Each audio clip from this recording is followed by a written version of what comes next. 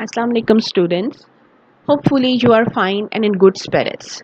I hope you have learned your first lesson, that was the damned human race, and you have understood all its important questions. Today we will start your second lesson, that is the place of science in a liberal education. The essay is written by Bertrand Russell. Let's first learn about the author.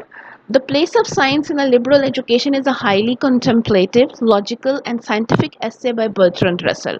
So, contemplative means it makes us think. So, हमें सोचने पे मजबूर करता है. He is a well-known philosopher, reformer, and thinker of the 20th century. तो उसका main purpose क्या था? Society में बेहतरी लाना. That is why he was a reformer.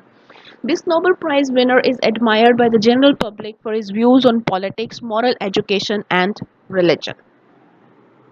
Now let's discuss the main idea of the essay. In this essay, Russell has discussed the importance of science in our education system. He firmly believes that science can provide the best understanding of all that exists in the universe. तो Russell हमें ये बताता है कि science हमारे education system में कितनी important है. वो ये बिलीव करता है कि साइंस हमें इस यूनिवर्स में जो कुछ भी है उसके बारे में कंप्लीट अंडरस्टैंडिंग प्रोवाइड कर सकती है. He has also compared science with other fields of education to prove it no less superior to them.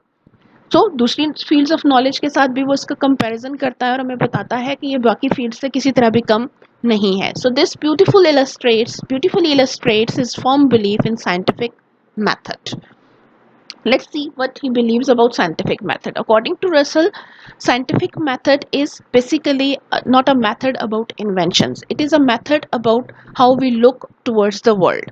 वो ये मानता है कि साइंस की तरीके का या साइंटिफिक मेथड का मतलब ये नहीं है कि आप इजादात करें, बल्कि इसका मतलब ये है कि आप दुनिया को समझें और दुनिया के बारे में अपना एक नज़रिया कायम करें.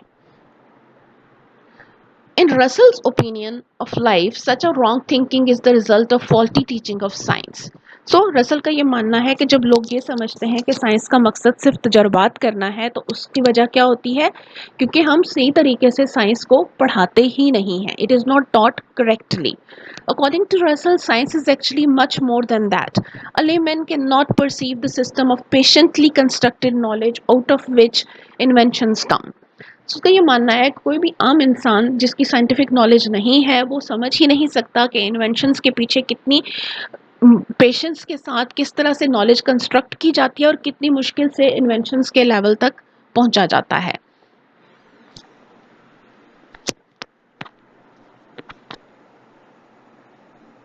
The next heading is the definition of education. Russell defines education as the formations by means of instructions of certain mental habits and a certain outlook on life and the world. Russell क्या कहता है कि education का मतलब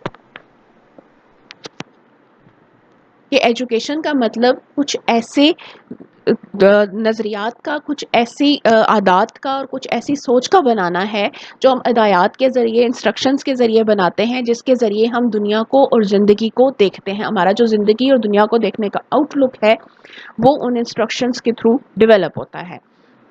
According to this definition, in the broader sense, education includes all that we learn through instruction and personal experience. अब अगर इस definition के हम broader sense लें, उसको broader way में लें, तो उसका मतलब ये बनता है कि education में हमारे तमाम personal experiences, जो कुछ भी हम ज़िंदगी में सीखते हैं, वो सब का सब included है. In the narrower sense, education means imparting of definite information on various subjects. अगर हम इसी डेफिनेशन को नैरो कर दें तो उसका मतलब क्या बनता है कि आप किसी मुख्तलिफ सब्जेक्ट्स के बारे में जब आप एक कंफर्म, एक डेफिनेट इंफॉर्मेशन मुहैया करते हैं किसी को, तो उसे एजुकेशन कहा जाता है. So that is his definition of education, that first it is instructions that develop mental habits about our outlook towards life and the world. Secondly, broader sense, everything that we learn in our life is education. Narrower sense, in the narrower sense, education means कि जो भी information हम किसी भी subjects के बारे में acquire करते हैं उसको हम एजुकेशन कहते हैं. The teaching of arithmetic, reading and writing at the elementary level, ordinary readers of newspapers think that science in the name of inventions and developments like wireless telegraphy, aeroplanes and etc. Now what happens is कि जो teaching है arithmetic की, जैसे reading और writing elementary level पे, ये सब के सब क्या है, एजुकेशन है. They accept science only because it increases the mental comforts in education of this kind. In the normal sense, education is an essential part of the moral and intellectual development of human character and personality. So what is Russell saying? कि हमारी human development, हमारा character जो develop होता है, हमारी जो personality develop होती है, उसके पीछे एजुकेशन का एक बहुत इम्पॉर्टेंट, बहुत एसेंशियल रोल होता है. और हमारी मॉरल डेवलपमेंट, हमारी इंटेलेक्चुअल डेवलपमेंट, सबकी सब एजुकेशन और राइट काइंड ऑफ एजुकेशन के ऊपर डिपेंडेंट है. So education of a certain kind can form certain mental habits and some peculiar outlook on life in us.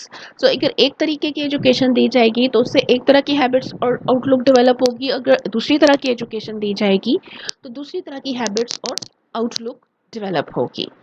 According to Russell, education of science can do much in such a formation of any mental habit and intellectual outlook on life. So Russell का ये मानना है कि science की जो education है वो mental habits की फॉर्मेशन में और इंटेलेक्चुअल आउटलुक की डेवलपमेंट में बहुत इंपॉर्टेंट रोल प्ले कर सकती है. Okay, then he discusses what is the purpose of education, what education wants to achieve.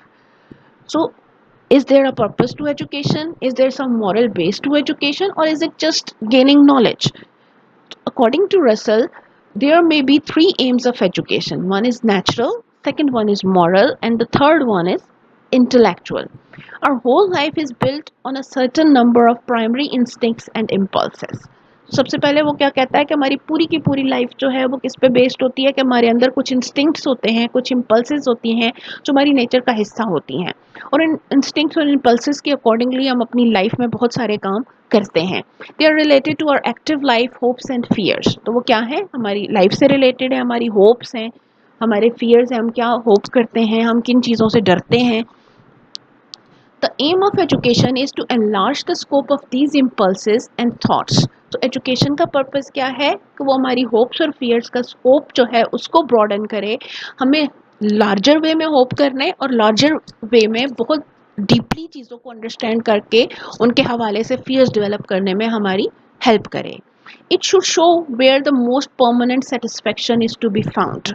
So education का पर्पस क्या है कि ये हमें बताए कि हम अपने लिए ज़्यादा से ज़्यादा सेटिस्फेक्शन कहाँ से एक्वायर कर सकते हैं. Secondly, the moral aim of education is to soften and control our desires and instincts. So first purpose क्या है एजुकेशन का कि हमारी जो डिज़ायर्स और इम्पल्सेस हैं उनका स्कोप ब्रॉडन करे, हमारी अंडरस्टैंडिंग को बढ़ाए, हमारे नॉलेज को इंक्रीज करे. सेकेंड पर्पज़ इसका क्या है कि ये हमारे अंदर ये एबिलिटी क्रिएट करे कि हम अपने इंस्टिंक्ट्स को, अपने डिज़ायर्स को कंट्रोल कर सकें, हमें इतना इंटेलेक्चुअल और मॉरल नॉलेज प्रोवाइड करे कि हमें पता हो कि हमारी कौन से इंस्टिंक्ट्स और डिज़ायर्स राइट हैं और कौन से इंस्टिंक्ट्स और डिज़ायर्स रॉन्ग हैं. Nature supplies man the force of desire. अब ह्यूमन बींग्स की जो नेचर है उस नेचर में डिज़ायर है. ह्यूमन बींग वांट थिंग्स, उन्हें कुछ ना कुछ हमेशा चाहिए होता है. In a savage, this force is violent, but in a civilized man, it is controlled. एक सैवेज जो एक जंगली होता है जिसके पास कोई नॉलेज नहीं होता, उसके अंदर ये जो डिज़ायर की फोर्स है वो वायलेंट होती है, वो कंट्रोलेबल नहीं होती. लेकिन जो एक सिविलाइज्ड मैन होता है, जो एक सोसाइटी में रहता है, जिसके पास नॉलेज होती है, एजुकेशन होती है, वो अपनी इस डिज़ायर की फोर्स को कंट्रोल करना जानता है. So it should make a savage a citizen of the universe. So education का एक पर्पज़ क्या है कि वो एक जंगली को, एक सैवेज को इस काबिल बनाए कि वो इस दुनिया में लोगों के साथ मिलजुल कर रहने के काबिल हो सके. Thirdly, the intellectual aim of education is to make us see and imagine the world in an objective manner.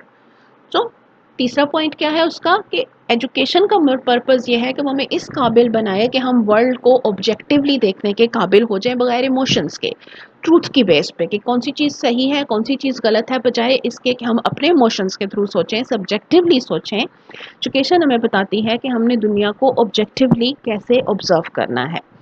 It involves the softening of hopes and fears, loves and hates, and the subjective emotional approach towards life and the world.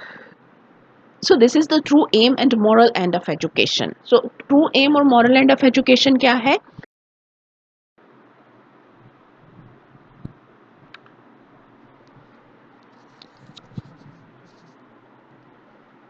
Now, merits of science as against classical education. By classical education, the writer means literature and arts. According to Russell, two merits belong to science as against literature and art, which make it superior. So Russell के point of view से दो merits हैं, two merits हैं जो science को literature और art से बेहतर बनाते हैं. The first merit of science is the hopefulness as to the future of human achievement. तो उसका पहला मेरिट क्या है कि साइंस हमें होप देती है कि इंसान फ्यूचर में अचीवमेंट्स कर सकता है. अब ये होप वो कैसे देती है इसको रसल फर्दर एक्सप्लेन करता है. Science has transform the world with its ever increasing velocity. Science ने क्या किया है कि पूरी दुनिया को ट्रांसफॉर्म कर दिया है. और एवर इंक्रीजिंग वेलोसिटी मीन्स कि उसके इस ट्रांसफॉर्मेशन की स्पीड तेजी से इंक्रीज हो रही है. On the other hand, there is a special defect inherent in classical education. It lays strong emphasis on the past, which is obsolete and cannot be renewed. Obsolete वो चीज़ होती है जो ख़त्म हो चुकी हो, जो अब किसी काम की ना हो. कहता है कि आर्ट और लिटरेचर की एजुकेशन में यानी क्लासिकल एजुकेशन में एक इनहेरेंट यानी उसके अपने अंदर एक जो ख़राबी है वो क्या है कि ये पास्ट पे बहुत ज़्यादा जोर देती है, जबकि पास्ट को ना तो आप रिन्यू कर सकते हैं और ना ही पास्ट में जाके दोबारा ज़िंदगी गुजार सकते हैं. It undermines the achievements of human beings in the present. तो उसका प्रॉब्लम क्या होता है कि इंसान जो प्रेजेंट टाइम में जो भी कुछ भी अचीव कर रहे हैं उसको आर्ट और लिटरेचर निगेट कर देते हैं और सिर्फ पास्ट की अचीवमेंट्स को ही अचीवमेंट्स कंसिडर करते हैं. Moreover, no supreme ability is required to make useful discoveries in science. दूसरा एस्पेक्ट क्या है कि साइंस की डिस्कवरीज के लिए आपको कोई सुप्रीम एबिलिटी नहीं चाहिए, आपका जीनियस होना ज़रूरी नहीं है. साइंटिफिक नॉलेज साइंटिफिक डिस्कवरीज के लिए साइंटिफिक मेथड का होना ज़रूरी है. Scientific discoveries, inventions, and explorations are the result of continuous process as induction, deduction, logic, mathematics, etc. Whereas in art and literature, nothing worth doing can be done without genius. Art और literature में कोई भी चीज़ जो बहुत शानदार होती है वो एक जीनियस का नतीजा होती है, चाहे वो लिटरेचर का कोई पीस हो, कोई पोएम हो, कोई नावल हो, कोई पेंटिंग हो या कोई भी और ऐसी आर्ट और लिटरेचर से रिलेटेड चीज़ हो. वो तभी बेहतरीन समझी जाती है जब वो सबसे बेहतर हो और जब उस जैसा कोई और लिखने या बनाने के काबिल ना हो. On the other hand science में ऐसा नहीं है. The second merit of science is that it disregards personal likes and dislikes. उसकी जो दूसरी जो खूबी है जो मेरिट है वो क्या है कि साइंस में आप पर्सनल लाइक्स और डिसलाइक्स को वैल्यू नहीं देते. They don't play at all. जो साइंटिफिक ट्रूथ है जो साइंटिफिक नॉलेज है सिर्फ वही मैटर करती है. जो साइंटिस्ट है उसको पर्सनली क्या पसंद है क्या पसंद नहीं है उससे कोई फ़र्क नहीं पड़ता. In science, importance is given to scientific truth only. Thus, the personal ideas of the scientist do not spoil the scientific truth. On the contrary, classical or literary education lays stress on the subjective side of life. It deals with our hopes and fears. So, literary education क्या करती है उसका main focus subjective होता है. वो जो writer, author, creator की जो personal feelings होती हैं, जो personal likes और dislikes होती हैं, उनके ऊपर बेस करती है और उसमें ऑब्जेक्टिविटी नहीं होती. As a result, we become unable to see life and world in an objective manner. फिर उसका रिजल्ट क्या होता है कि हम लाइफ को एक इमेजिनरी वे में ऑब्जर्व करना शुरू कर देते हैं. हम सिर्फ वही देखते हैं जो हम देखना चाहते हैं और हम रियलिटी को देखने के काबिल नहीं रहते. To Russell, philosophy too can achieve solid results only through an objective and scientific outlook. So philosophy भी रसल के अकॉर्डिंगली सिर्फ उसी वक्त सॉलिड रिजल्ट्स दे सकती है जब वो ऑब्जेक्टिव हो और जब वो साइंटिफिक हो. Now in the end we can conclude that Russell explains his points in a very simple way. Lucid means clear, and he explains that science has a very important place in liberal education. His education definition of education is quite authentic. It's clear, it's precise, it tells us what education should be and what it should do. He writes, a life devoted to science is a happy life, and its happiness is derived from the very best sources that are open to dwellers on this troubled and passionate planet. He believes that science provides us happiness and a happy life. So in short, we can say that this essay is a coherent and scientific essay where Russell first of all explains what education is and what it should be. Then he tells us what scientific education is. Then he compares it with liberal, with classical education, and provides us with the merits of scientific education. And he tells us that we can live a happy life only if we include scientific education in our learning process. So all this shows us the true worth of Russell's writing. Now, I hope you have understood the lesson. If you have any questions, if you don't understand any word, line, or paragraph, don't hesitate to ask and read the original text as well. Okay, Allah Hafiz.